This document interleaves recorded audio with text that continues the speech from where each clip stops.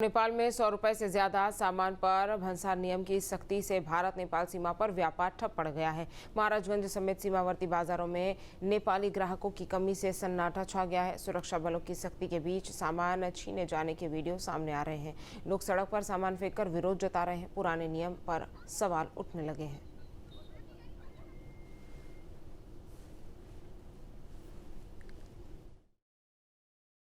देखिए, व्यापार पे यहाँ तो असर पड़ ही रहा है। जैसे भगवानपुर, फरेनी बाज़ार, जितना बॉर्डर का बाज़ार है, यहाँ के व्यापारियों पे असर पड़ रहा है, क्योंकि यहाँ के लोकल जितने नेपाली हैं, नेपाल के लोग ही आते हैं यहाँ मार्केट करने, और इंडिया से भी लोग भैरहवा तक जाते हैं।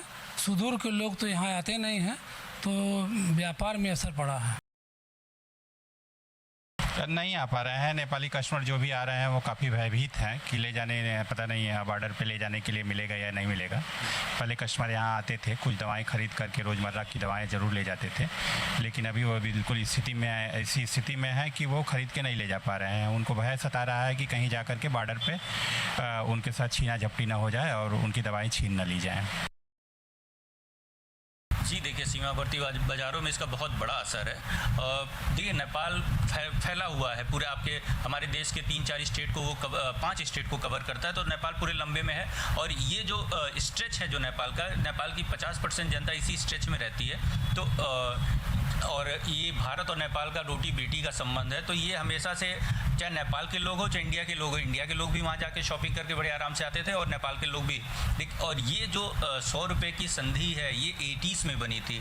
तो उस टाइम जितना जो सामान 100 का मिलता था, वो अभी 100 में उसका कुछ भी नहीं मिलेगा।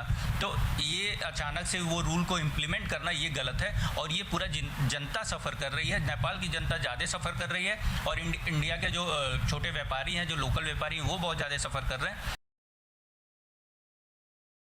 भारत और नेपाल के बीच सदियों पुराना व्यापारिक और रोटी बेटी का रिश्ता आज सीमा पर 100 रुपए से अधिक के सामानों पर भंसार वसूलने का यह प्रावधान नया नहीं है। दरअसल 80 के दशक के भंसार अधिनियम से ही अस्तित्व में है, लेकिन दशकों तक इसे आपसी भाईचारे और व्यवहारिकता की वजह से नज़रअंदाज किया जाता रहा।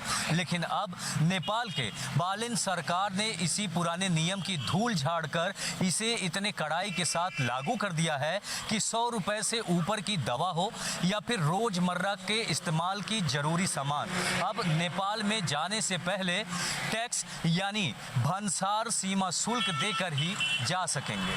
कई दशकों पुराने ये सख्त कानून आज सीमावर्ती व्यापारियों समेत नागरिकों के लिए मुसीबत बन गया है। भंसार को लेकर सख्ती ने न केवल सीमावर्ती भारतीय व्यापारियों की कमर तोड़ दी है, बल्कि नेपाल के जो नागरिक हैं उनके लिए भी मुसीबत बन गया है। महज 100 रुपए से अधिक की खरीदारी पर लगने वाला यह शुल्क और सुरक्षा बलों की सख्ती अब एक बड़े जनविरोध का रूप ले रही है। सवाल यह उठता है, क्या राजस्व और कड़े नियमों की यह होड़ दोनों देशों के बीच बने सहज और व्यापारिक सांस्कृतिक सेतु को कमजोर कर देगी?